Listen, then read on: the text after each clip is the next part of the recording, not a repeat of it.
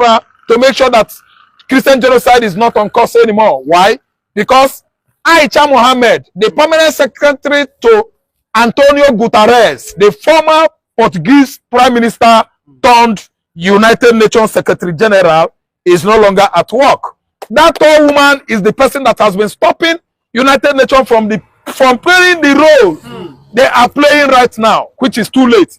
Christians died in their large number. It is too late. Much blood of Christians have been wasted in the mid-north, northwest, and northeast. Now, Aisha Mohammed is soft peddling. And Antonio Guterres, who I always describe, defined as a luku, he has now stepped into action. Why? Because Donald Trump, Mr. Truth, that doesn't take nonsense, has come. He is doing the work of United Nations. United Nations, in conjunction with Hamas and Hezbollah, we are busy attacking Israel. Right from 7th October 2023 until Israel actually came out as lion of the tribe of Judah they are. Now they started condemning Israel, that Israel is committing genocide. What about what Hamas committed in various provinces, communities in Israel? Killing little children, frying them on the frying pan. Killing mama, killing papa. Cutting ladies' breast, playing football with a lady's breast. That girl, that lady was given birth to by parents. Hamas, Hezbollah, they actually received what they could never believe in their life. Because Israel rushed them, fighting Syria, fighting Yemen, fighting Lebanon, fighting Iran, fighting over 7 Islamic countries in a row from 2023 till date, and they absolutely defeated all of them. Is that not what applauding? See, let me tell you, time has come. United Nations is going to do more than what USA is doing under Donald Trump, because this world is supposed to be a better place for everybody. It is never a better place for radical Islamists who are seeing their Allah as the only Allah in the universe. If Allah is their God, that is for them. God of Israel is my God, and the God of all Christians. We can never sit back here and watch radical Islamists like Al-Shabaab, Al-Qaeda, ISWAP, Fulani headers, and the Boko Haram, overrun entire Christian communities in Nigeria. We should stand up. Igbo emancipation, Biafra emancipation, protection for all the Christians in Nigeria is the utmost objectives of United States of America, and they are doing well.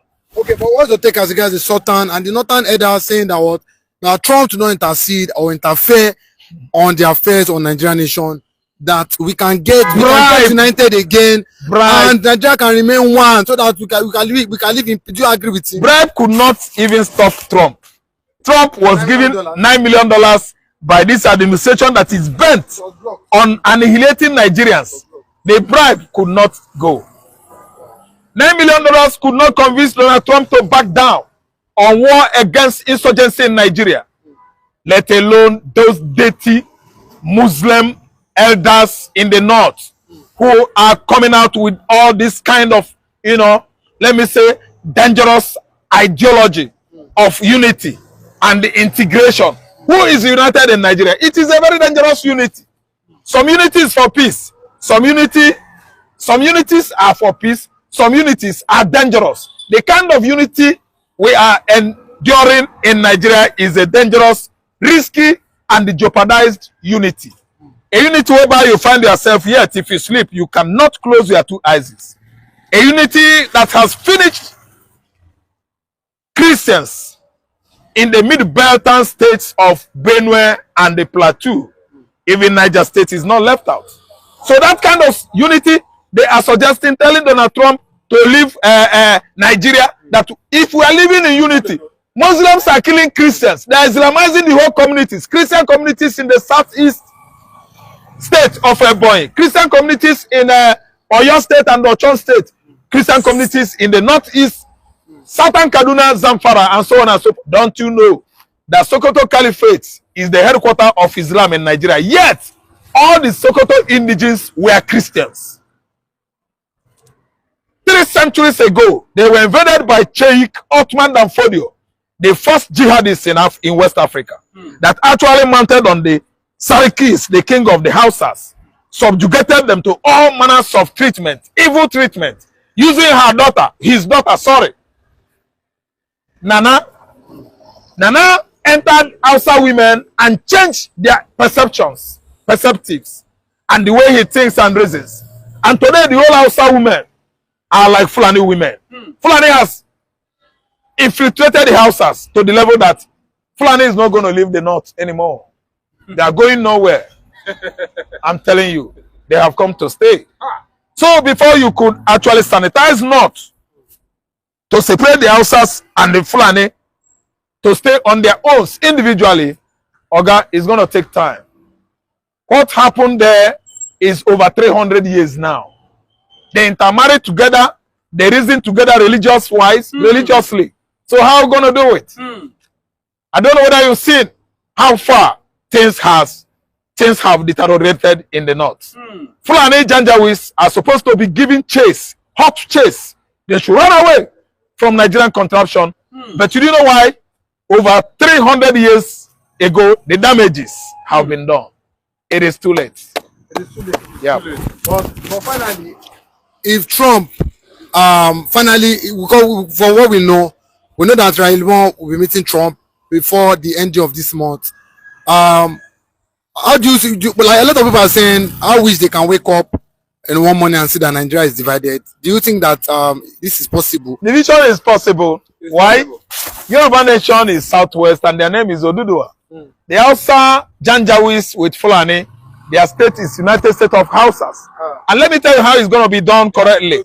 The Mid-Beltans, United States of Mid-Belt or whatever they call themselves, are Christians, Timly. So what will happen is that United States is going to divide Nigeria into two. From the axis of Taraba, Niger, Plateau State, come back to Kogi, Benue, from Kwara down to our dear river state, that's the Atlantic Ocean is there, where you have the coastal states of Biafra. Now, we discuss how we are going to do it. If Yoruba man has decided to stay on his own as Oduduwa, it should be that he should do that. Because as far as I'm concerned, I'm an Igbo man. I need Biafra. I need Biafra. If Yoruba man decides to stay with Hausa, Fulani, they should go. But all I know is that you see Benue State, you see Kogi State. Kogi State is largely a gala. Yoruba land is Yoruba people with Egun. Bini man, Delta man, Ikwere man, River State, they are the same people. They are going with Bayelsa. Okay, this is how this should be done. Yoruba is very, very ripe enough to go. Yoruba has gotten anything they needed. Yoruba has international water here. Tinkan Island is there, generating money on daily basis for them. They have mineral resources already. Or meaning there's oil there. There is oil in Ondo State. There is oil off the coast of Lagos here. On this ocean floor, they discovered barrels, millions of crude oil. Yoruba is done. Biafra, I'm an Igbo man. I have enough to stand as a nation state. Division is imminent. Acting like an international gangster. Threatening to trample over the sovereignty of an ally. Threatening the end of NATO altogether. And now threatening to hit our country. This is an incredibly grave moment for the United Kingdom, Europe and our world. Without provocation or justification, the President of the United States is attacking our economy, our livelihoods and our national security. Trump has put British businesses and jobs on the front line in his unprovoked aggression. The only people cheering him on are Vladimir Putin and Xi Jinping. Only a few months ago, Trump hailed the special relationship at Windsor Castle. Now, thanks to his actions, it is nearly in tatters. So how do we stop Trump's damaging trade war? For a year now, Madam Deputy Speaker, the Prime Minister has tried a policy of appeasing Trump, flattering him, fawning over him, refusing to stand up to him, because, he argued, otherwise Trump would hit us with damaging tariffs. Well, the Prime Minister has tested his approach to destruction. It has failed. It is time for the government to change course. We have to finally be clear-eyed about the sort of man Trump is and treat him accordingly. He is a bully. He thinks he can grab whatever he wants using force if necessary. And he is corrupt. The most corrupt president the United States has ever seen. So there are only two ways of getting him to back down: bribing him with a new jet perhaps, or a few billion in his crypto account, or standing up to him like we would with any other bully, standing together with our European allies to make him back down. That's the choice. Which one, Foreign Secretary? You cannot ignore the fact that there is Nigerian government complicity with these attacks.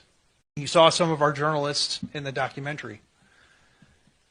We wanted to be an organization that tells the truth about what's happening in Nigeria, hence truthnigeria.com. I want to just kind of let everybody know and help you understand how Nigerian news works. If a Nigerian government official does not call for a news conference, the event did not exist. So in order for the narrative to get to the mainstream media, get picked up by Al Jazeera, get picked up by CNN, everything else, it comes from a Nigerian government source. From the very beginning, they determine the narrative. The reporters regurgitate the government narrative. We decided to be a voice and try to help change that paradigm, and created Truth Nigeria to document what is actually happening. How many of you guys know that there were 10 Christians killed in Kaduna just the other day? How many of you know that there were 30 Christians killed in Plateau just a week ago? How many of you know that besides the 280 Christians that were killed in Yellowwater on June 13th,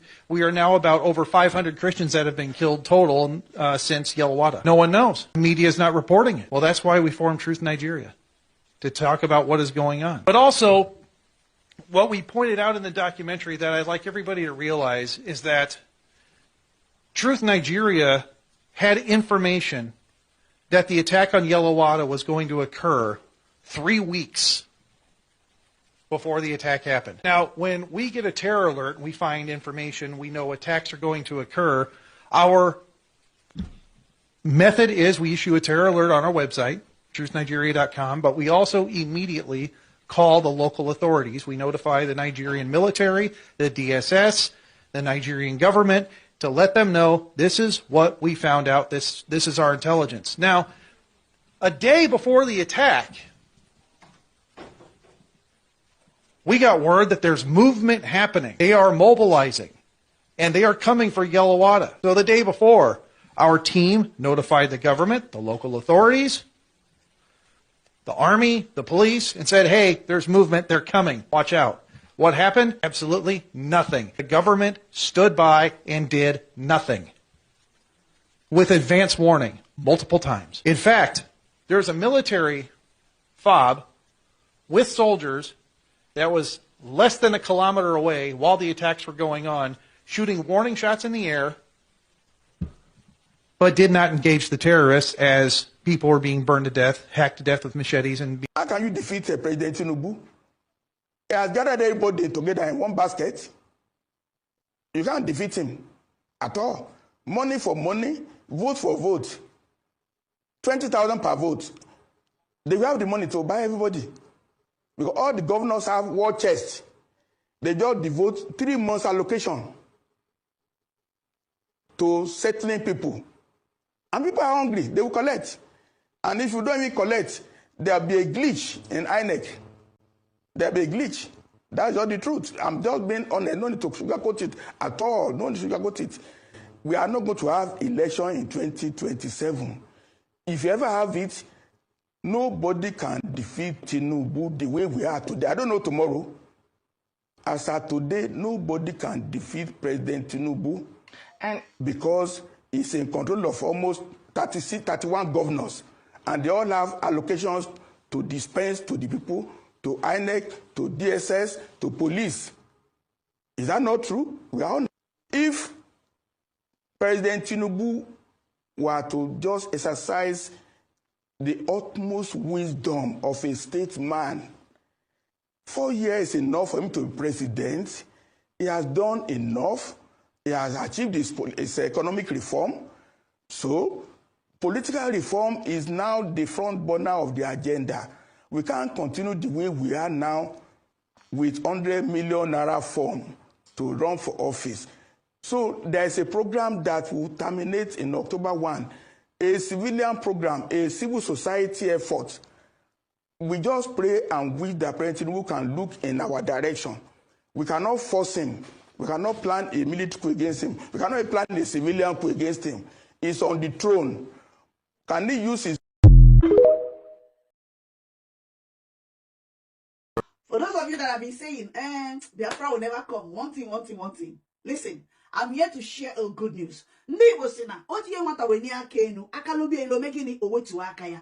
to share a good news. If United States of America Congress can start talking in this direction, my brother, my sister, Biafra has already come.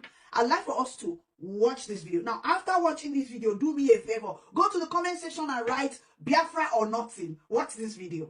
In a